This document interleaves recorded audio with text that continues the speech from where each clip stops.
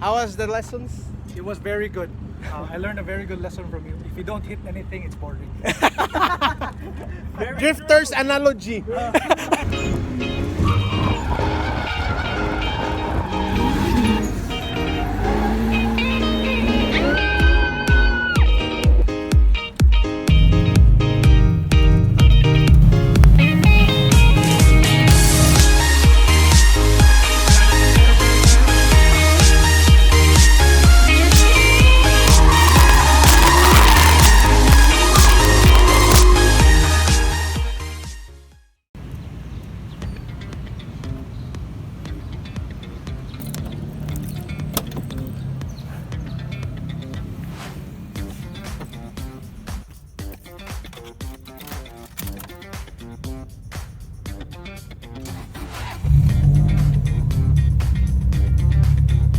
Before going to any circuit or time attack, or in this case autocross, is to check your tire pressure.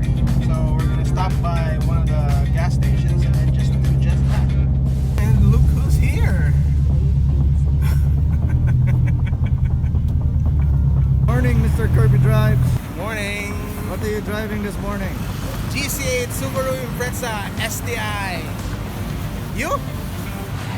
Would you like to drive this car? Why not? Are you scared? Intimidated. It's for sale. I don't think so. You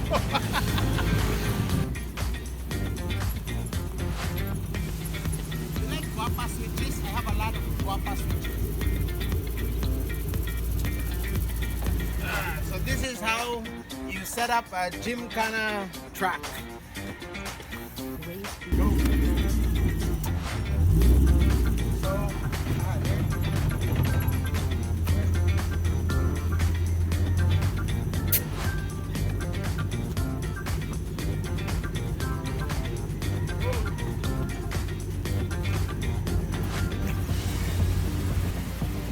Manu is driving the car. We got imports here.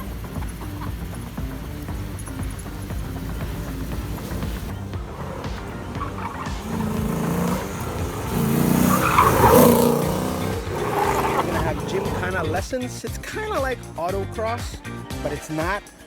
Well, it's really similar to autocross. So we're gonna have three students, and we're gonna be teaching them the basics of Gymkhana and car control.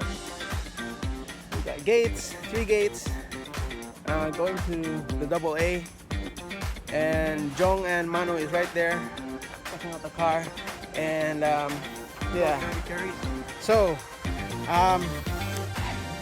if you're just relatively new in the car world and you want to hit the track, autocross, or in this case Gymkhana, is the cheapest way to just do just that, right? Yes, and you just get us. We are the cheapest teachers around. Yep, so we have Jong and Mano. You really need if you want to go autocross. Well, first you need a car, RX-7, Subaru. But you don't really need a high performance car. Any stock car would do. You can have a Celerio, a Wigo, or anything that has 4 wheels, and it'll do as long as it goes and it stops. Hoy, tabang na dire. Right. We're riding with Mr. Jong King. Familiarize the track. Disclaimer. Disclaimer, it's to familiarize the track, so we're not I'm going. not too familiar with the truck. Oh, ito. Okay. This way. Okay. Go straight and then in there. All right. We're waiting for the others to arrive.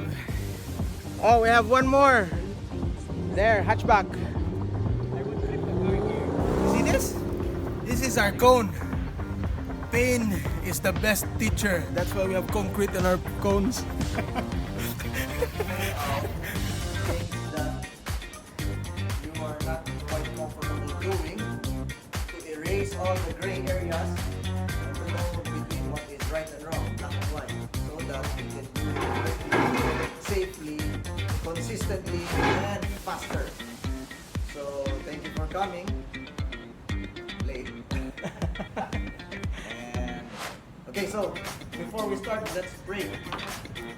Heavenly Father, we thank you for this day. Thank you, Lord, for allowing us to be here. Thank you, Lord, for our cars, for this place.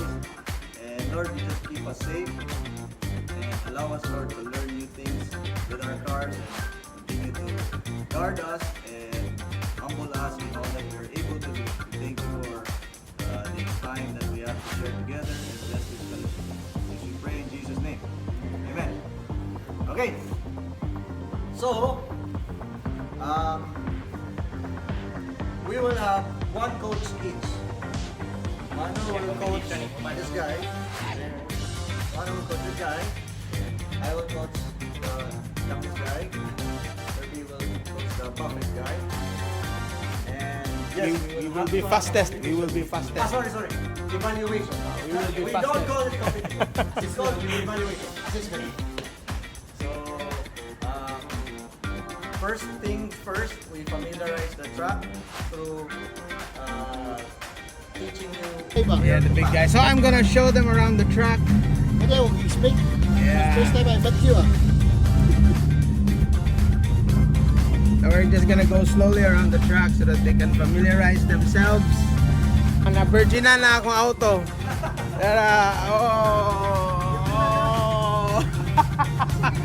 No, it's from one of the cones. You know when he... Oh yeah, I saw it. Oh yeah.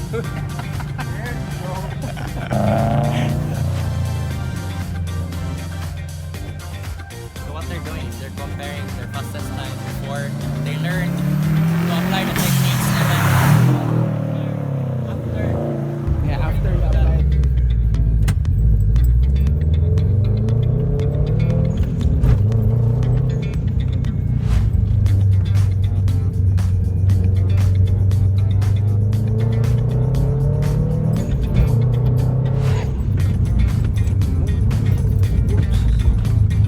And in. Good. Good. There, see? That was perfect. Midline.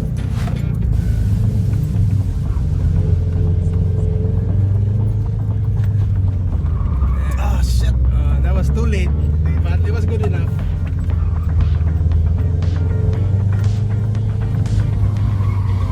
Oh, yeah. Under.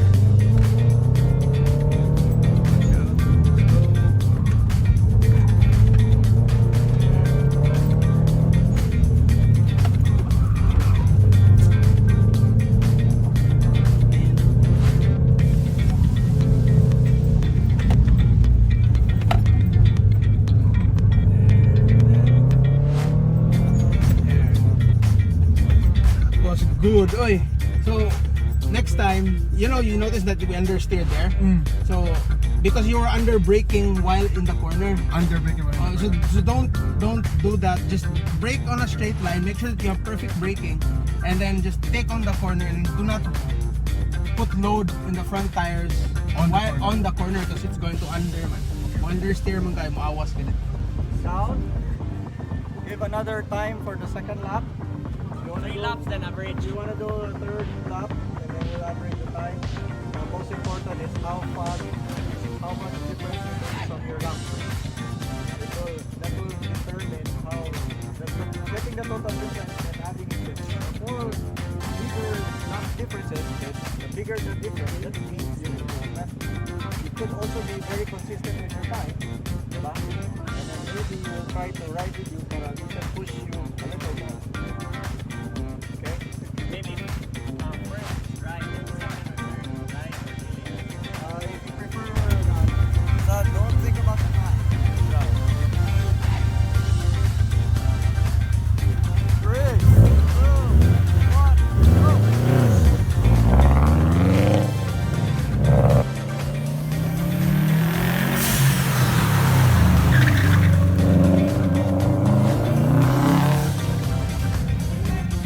Huh? Time. Means we're last because it's Mano and Francis. So it will be me and John later. Yay. We're gonna beat all of them.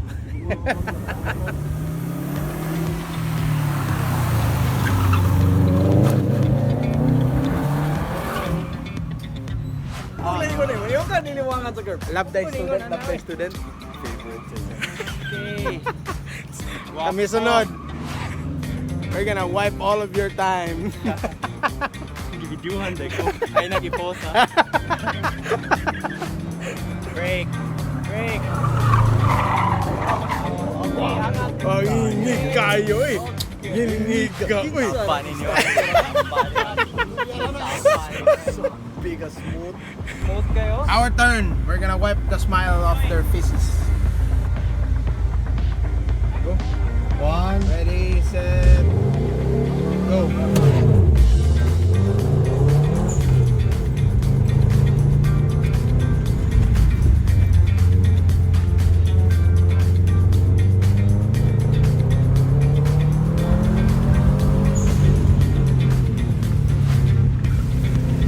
Good. Nice.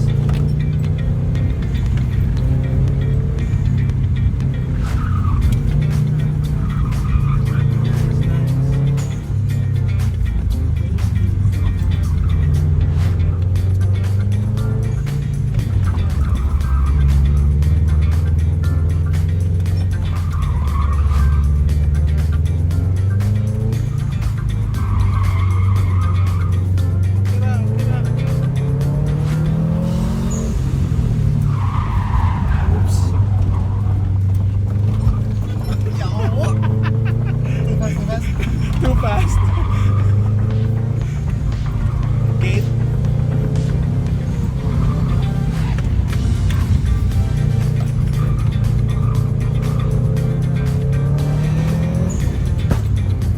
Stop.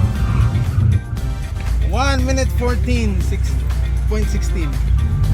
So if Yeah, so if Better you na. didn't have any mistakes there on the corner, katusang corner, then it would have been faster. Alright? that's not it. Yeah, we're gonna wipe the smiles off your faces! Let's take it less aggressive Oh, to so- Southern. yeah.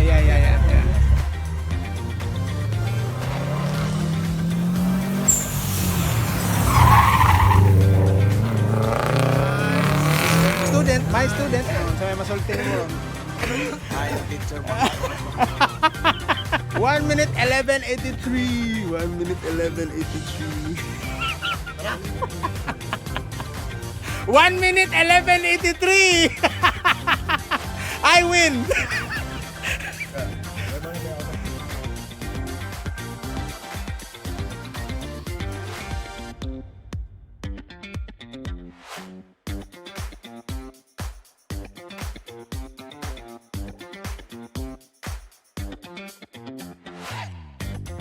Bro, you were right. I hit the cone. It's more fun. Guy is late. Oh, yan. So I wrecked the cone. how was the lessons? It was very good. I learned a very good lesson from you. If you don't hit anything, it's boring. Drifters analogy. My student got the best time. Good teacher. Good job. Congratulations. To end, a little beer, some food. Cheers. Cool down. Cool down. For more video, please don't forget to like and subscribe. Don't drink and drive. Don't drink and drive, and hit the notification bell for more updates. See ya!